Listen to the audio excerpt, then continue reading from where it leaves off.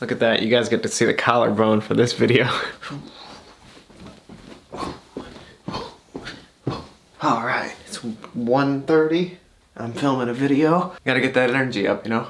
Life in a Day is a shockingly obscure and underrated 2011 documentary film spearheaded by director Kevin McDonald and producer Ridley Scott of Alien, Gladiator, and Blade Runner fame. The film relies not on the fancy bells and whistles of standard filmmaking equipment, but rather on the contributions of hundreds of real people. It's a fantastic exploration of the human condition, a great example of the opportunities opened up to us by the internet, and an all-around impressive work of documentary filmmaking. Brief disclaimer, the beauty of this film, in my opinion, is in the execution. So I will say a couple things about the movie that could, to some, be considered spoilers, but really I don't think will harm or impact your experience watching the movie at all. Life in a Day's premise is simple. On a designated day, people around the world send in their footage via the internet of their daily life. This puts the power of filmmaking in the hands of the people. All these people have to do is to film their day and to film themselves and/or their loved ones, answering a few basic questions. What do you love? What do you fear? And what's in your pocket? What's in your wallet?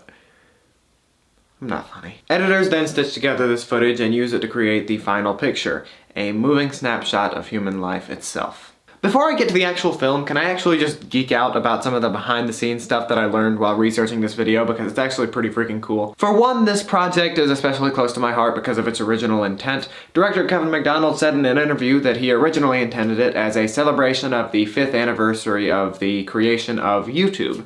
He said he wanted to, quote, take the humble YouTube video and elevate it into art. While I would disagree with his implication that YouTube videos are not art in themselves, because I think they can be at times, I do like what he's trying to do here. He's essentially trying to create a vlog, but from the perspective of people all around the world. While making this film, Kevin McDonald didn't want to only tell the stories of the very rich. He wanted to tell the stories of the world. So he sent 400 cameras out into various parts of the developing world.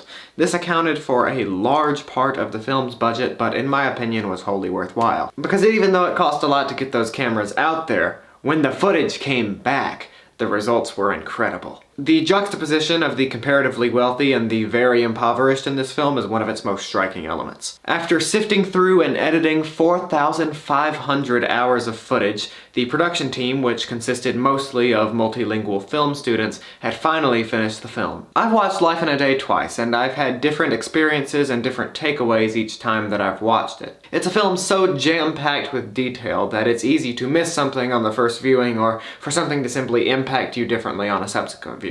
We open with a montage of people around the world starting their days. Now, this sequence really isn't that moving. It instead focuses on the mundane and still pulls you in. But it does really set the tone really well for the rest of the film. The music in the intro feels very much like something you would hear at Epcot at Disney World, which is something that both I and my mom noticed when we watched this movie. It has a feeling of futurism and innovation that's perhaps a little bit on the nose, but does immerse you in the feeling that this film will be sort of revolutionary and like something you've never seen before. In the first few moments alone, we see all kinds of different aspects of life. We see a boy shaving his face for the first time, and we see a grieving man and his son honoring his lost wife. I like that this film doesn't just try to show you the big picture by giving you a mind-numbingly quickly paced montage of enormous events. Instead, it gives you time to breathe by focusing on individuals for surprisingly long periods of time, even though at first their stories might seem not all that interesting. And through doing that, it tells the story of the big picture more effectively. There's this one guy later on who films his video on a camera with horrible quality, and he plans to ask out a friend of his who he is crushing on. He pops up a couple of different times in the movie, and just when you sort of start to forget about him, there he is again. At first, he's on the phone with his mother, asking her for advice on winning over the girl. In his next scene, he's on the train with the girl, introducing her as my friend. And in his last scene, he discusses the brutal rejection that he just experienced. And something about him made the film, for me, so much better. Even though he filmed it on a crappy camera, and there was a crappy outcome to his crappy romantic endeavor, it was human, it was real. That's something the film does very well. Where others, when editing a project like this, would have attempted to sidestep the mundane, this film instead embraces it, and that's awesome. As I mentioned earlier, those who submitted footage for the film were prompted with 3 simple questions. What do you love, what do you fear, and what's in your pocket? With the question of what's in your pocket, we learn superficial but at times telling things. We see people show us their keys, their money, at times even their firearms. What do you love is a lot more personal. It's very unifying. Most of us love our people, many of us love our things, and some of the people in the film even went as far as to say that they love their lives. Of all of these, though, what do you fear is the most striking. It reveals the deepest of our worries, the greatest of our strengths, and the most fatal of our flaws. Our fears show us who we truly are, dividing us as much as they unite us. Most everyone seems to fear death, or at the very least the lack of a full life. Some fear silly things, others fear very serious things. Some people fear much more than others do, but the underlying message seems to be that we all fear in one way or another. Towards the end of the movie, the tone changes. The mundane has become all too serious. We feel like we've grown up. The music gets incredibly tense and serious, making us feel like something is deeply wrong.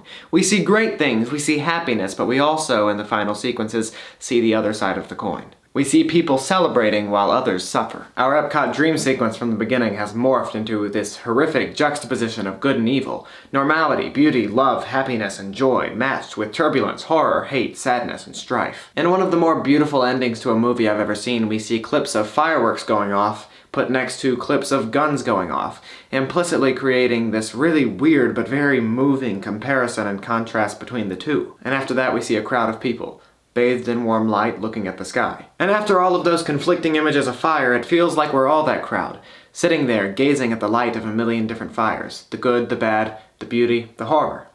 It's unifying. And just when we think the film is over, the very last scene shows us a woman in her car discussing the mundane nature of her day. She says, "Even though nothing great really happened, tonight I feel as though something great happened." The movie ends as it started, with individuals. There's so much that we have in common, so much beauty and hurt that we all share, but in the end, we're all individual people, and even the most mundane of days can have an impact on the world. I'm gonna give Life in a Day 4.7 out of 5 stars. It has its flaws, but they are footnotes on the great piece of art that the film really is. One of the main flaws that stands out to me is that the subtitles on YouTube, the primary platform on which the film is streamed, are a little bit off timing-wise, and that doesn't sound like a big deal, but when that much of a film is in foreign language, it's infuriating. Other than that, this film is pretty freaking close to perfect in terms of accomplishing its very clear goal. I will link it in the description, and you can watch it for free on YouTube. I highly recommend. Thank you for watching yet another movie review on this channel. I plan to upload at least one more of these by the time Thanksgiving break is up,